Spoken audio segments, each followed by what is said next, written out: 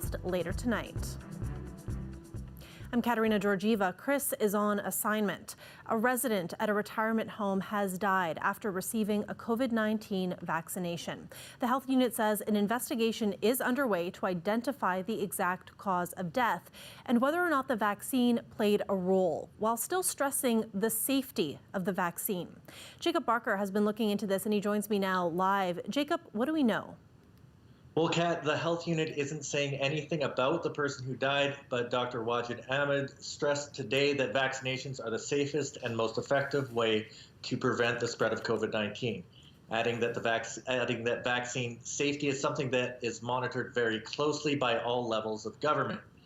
The province, the home where it occurred, the coroner's office, and public health are all looking into it. The coroner's office says it is trying to understand if the vaccine played any role in the death. But Ahmed says they are looking at it from every possible angle. I don't think so. I think there are a number of things that we need to consider every time when we're talking about any kind of adverse events following the immunization, and that's why these investigations are important. Sometimes it's just the timing of one event versus the other. So it's you can talk about correlation, that something was to happen and then somebody did something and then you're trying to make sense if this triggered that, or is it completely isolated events and then happens to be at the same time. Now, Ahmed says that personal health information makes up a lot of the investigation, so confidentiality prevents him from sharing too much, but he will disclose what he can when he can. So Jacob, how concerned should people be about all this? Well, Kat, I spoke to a number of experts today about vaccine safety, and all of them say, well, people might be quick to jump to conclusions after something like this happens without knowing the official cause of death is not the time to ring any alarm bells about the safety of the vaccine. With any vaccine, there will be side effects. You expect those to occur because that is your immune system going into overdrive and doing what it's supposed to be doing. But we have to understand that what we're working against is COVID, and COVID is extremely dangerous. And we have to put that into perspective. Elvira Miller also added that millions of doses have been given out across the world and are completely safe. Okay. Thanks, Jacob. The CBC's Jacob Barker reporting live from home tonight. Let's take a closer look now at COVID-19 cases in our community. 15 more people have died because of COVID in Windsor-Essex, bringing the total to 271 deaths in our community.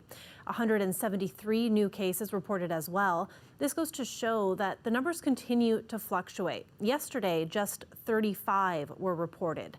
The health unit says our 7-day moving average of cases is stabilizing on the whole, but we'll get a better sense of how the community is doing during Friday's briefing when the health unit presents its epidemiological summary. And tomorrow, we take you inside the ICU at Windsor Regional Hospital for the very first time during the pandemic. We're flooding into the PACU. We're taking over other areas of the hospital because we have so many more patients than we did the first time around. They come in so sick and they stay really sick for a very long time. And we hope that they come off the ventilator, but we know that some people don't.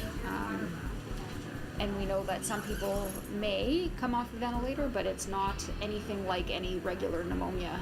I'm grateful we're here for this community, right? And how lucky are we to be those people, to support them. A look at how the hospital has transformed and the mounting pressures staff are facing every single day. CBC Windsor host Chris Ensing will bring you that full look at how this second wave is deadlier than the first and the toll it's taking on staff. We'll have that for you tomorrow night at 6. Chris will also be on the Windsor Morning radio program at 7:40. That's on 97.5 FM. And we'll have the full story online tomorrow, cbc.ca/Windsor. New details are out about Pfizer-BioNTech's vaccine deliveries to this country. Canadians had already been told there would be a temporary reduction, but today they heard by just how much. David Cochran has the details. These Pfizer vaccine doses are already in short supply, but next week it gets even worse. Next week's deliveries have been deferred by Pfizer in their entirety.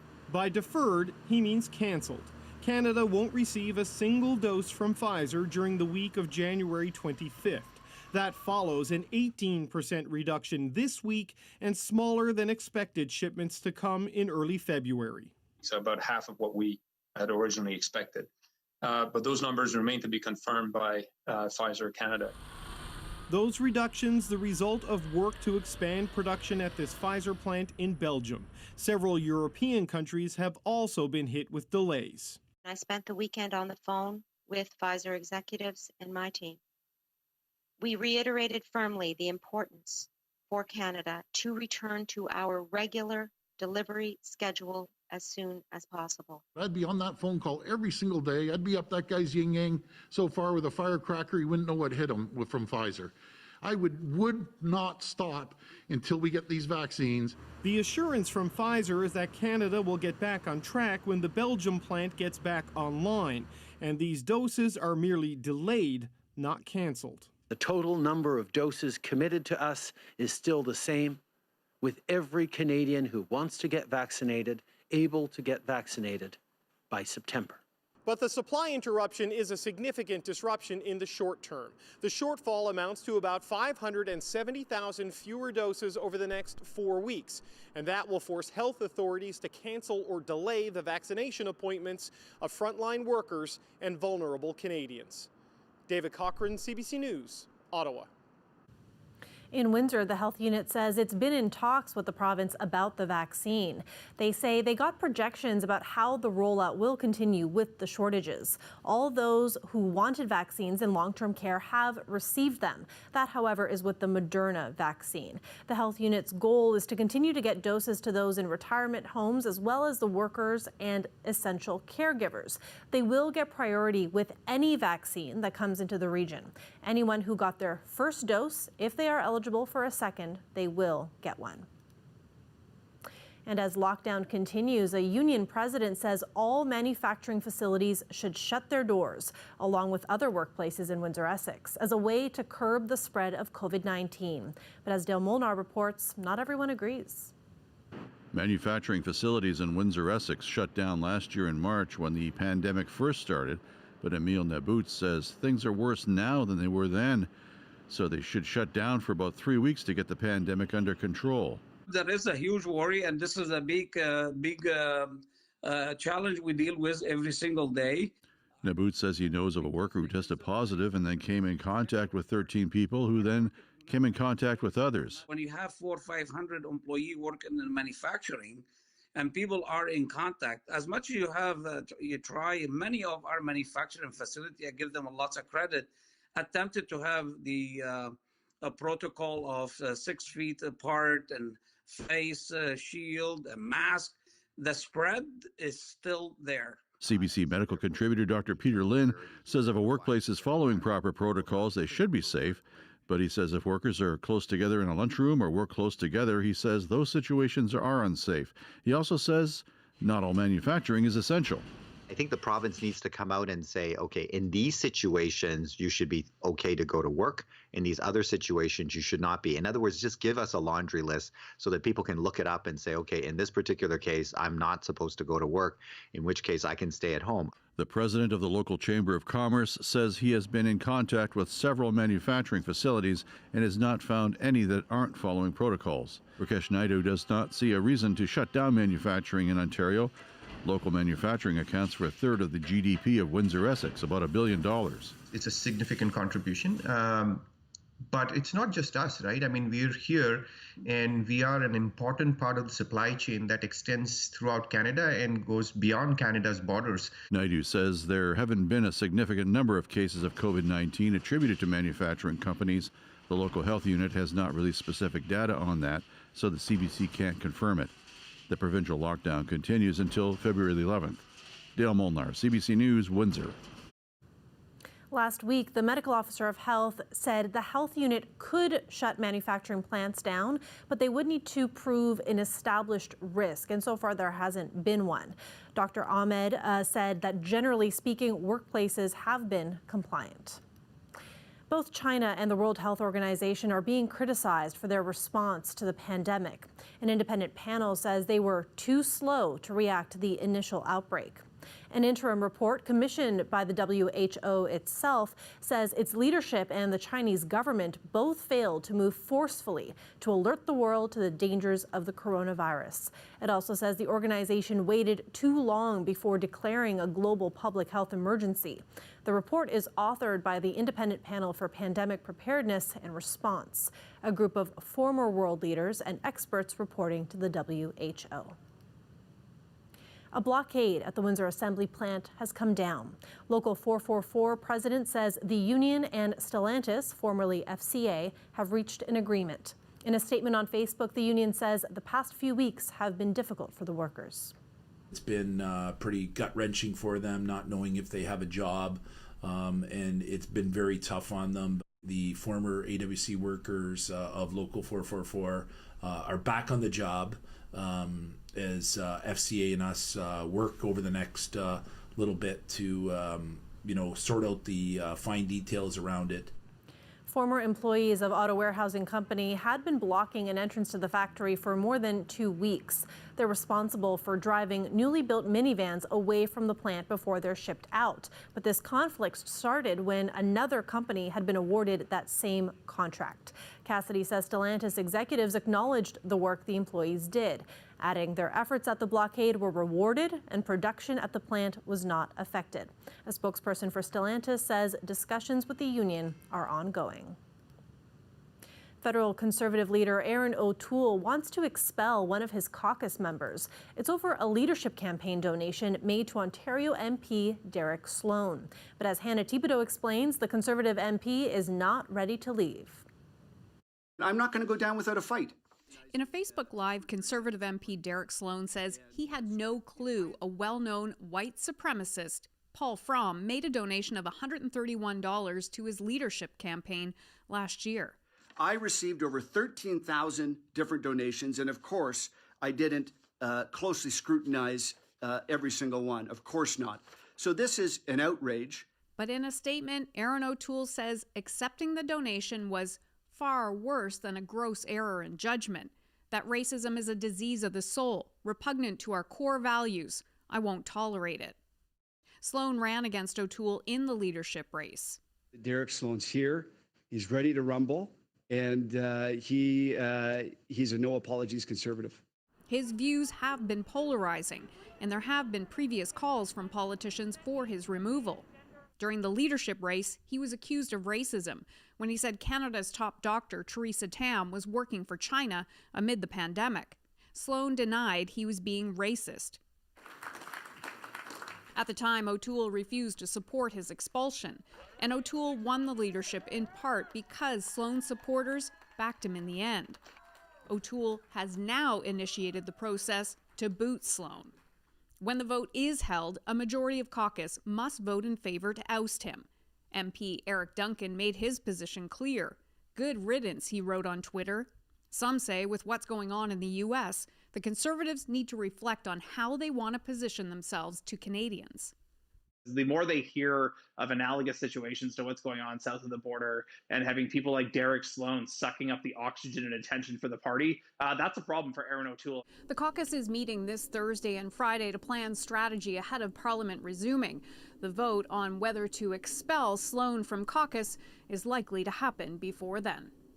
Hannah Thibodeau, CBC News, Ottawa. The Prime Minister says he's making the case for the Keystone XL project to the highest levels of the U.S. government. There are reports incoming President Joe Biden plans to cancel the U.S. permit for the project as one of his first acts in office. I have been very clear over the past 7 years that I support the Keystone XL project. We have made that case, including in front of a room filled with Democrats 7 years ago in Washington, D.C., before I became Prime Minister. We have highlighted, including in a direct conversation I had with President-elect Biden a number of weeks ago, that Canada has, in the intervening few years, become a global leader on the fight against climate change and moving forward on transforming our economy in positive ways to reduce carbon emissions, and that Keystone XL continues to be an important project for us. Trudeau said he would be speaking to Alberta Premier Jason Kenney today. And this is the final full day of the Donald Trump presidency as the U.S. prepares to usher in Joe Biden as leader tomorrow. Rehearsals and preparations for the inauguration were underway in Washington today, along with heavy security. Thousands of National Guard members have been brought in from around the U.S. for additional support to help prevent any incidents. Donald Trump won't be attending. He was spending his final day at the White House with no public events. A live look at the Ambassador Bridge there. The forecast looks like it'll be more of the same kind of weather we've been seeing. More clouds, more chance of flurries. Colette Kennedy will bring us the full forecast after the break.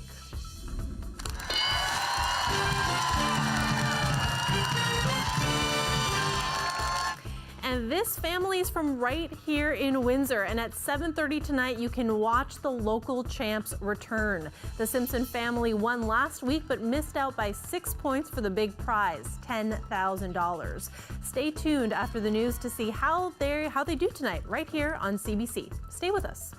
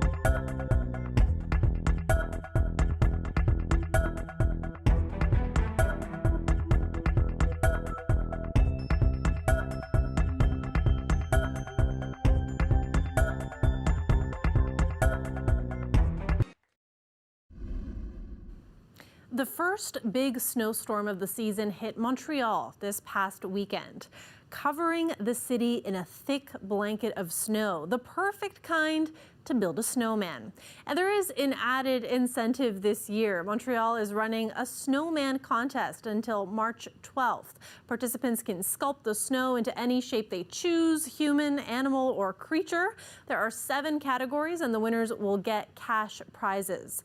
The city and province are under lockdown, but this is an outdoor activity the whole family can enjoy while following public health orders. So now let's bring in Colette Kennedy with our forecast. Now, I haven't built a snowman in years, but I don't think it's going to happen this week. Yeah, as I'm looking at all those images, I'm thinking of some of the kids in southwestern Ontario that are just a little bit jealous and sad. They feel left out. Yeah, we just don't have the conditions. It's the haves and the have-nots. And, you know, we don't have the snow, significant snow. And something else we haven't had in any kind of significant way is really cold air. We're going to get a taste of Arctic air coming in, dropping in tonight, but I want to give you a perspective on this. So just looking at the last 3 months, so kind of the fall-winter season almost, and these are the coldest days that we have seen, or coldest readings on these days. Most of these would have come in the overnight hours, but still. Minus 5.3 in November. In December, we dropped one time to minus 7.4,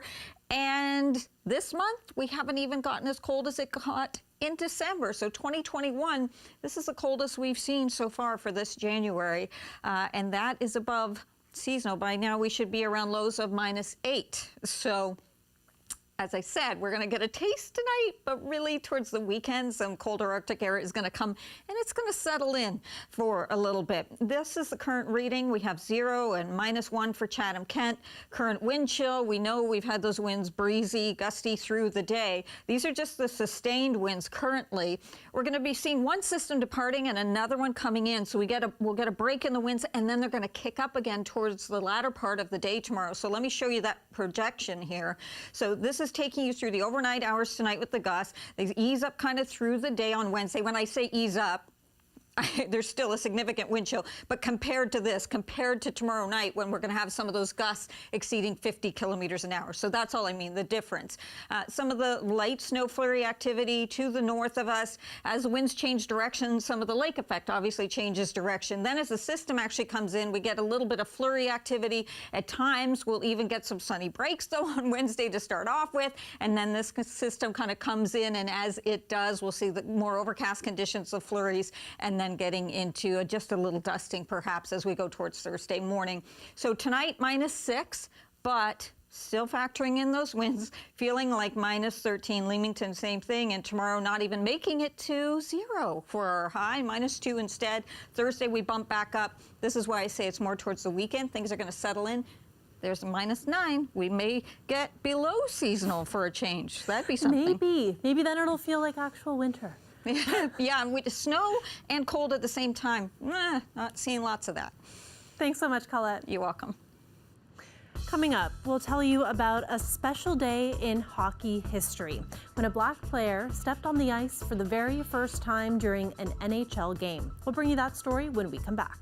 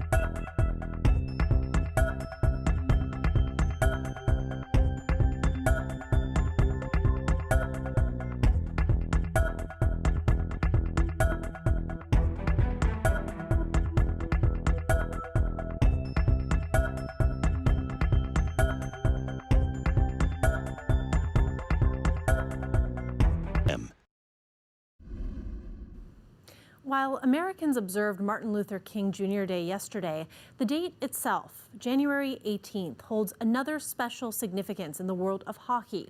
On that day in 1958, Willie O'Ree stepped on the ice to become the first ever black player in an NHL game.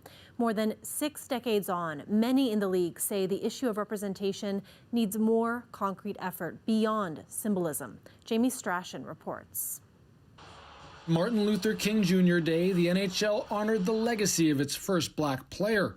Helmet decals and tribute videos for Willie O'Ree, who broke that barrier 63 years ago. He obviously had a great impact for players like myself and was a pioneer in the league. Racism. But critics say diversity on the ice and in the executive suite needs more than symbols. Well, I think that a lot of their efforts seem performative. Shireen Ahmed says the NHL's diversity goals need a sharper focus. They really need to start reassessing where they are now instead of frantically reaching out to people to say we need help with this and this and this, because they don't have a strategy and they don't have a plan. Last fall, the Hockey Diversity Alliance, made up of current and former players, cut ties with the league when it wouldn't commit to hard targets around minority hiring and employment. We just feel like not enough was getting done. I think just talking in circles is just a waste of everyone's time. Criticism comes from beyond the pro ranks. We would like to see tangible evidence that the National Hockey League is truly working to make hockey for everyone. Clubs like the Black Girl Hockey Club work to introduce more black children to hockey. Its founder says change starts at the top. They need to hire folks that are from those communities to speak to the needs of those communities. And until that happens on all levels, then there's going to be a disconnect. Hess is spearheading the Get Uncomfortable campaign, an attempt to disrupt the game's status quo. These folks feel really, they get very defensive when you start talking about the negative culture of hockey. And so trying to escape that, get around that defensiveness and really have people experience that empathy for others. Hess says only then can hockey truly embrace diversity. Jamie Strachan, CBC News, Toronto.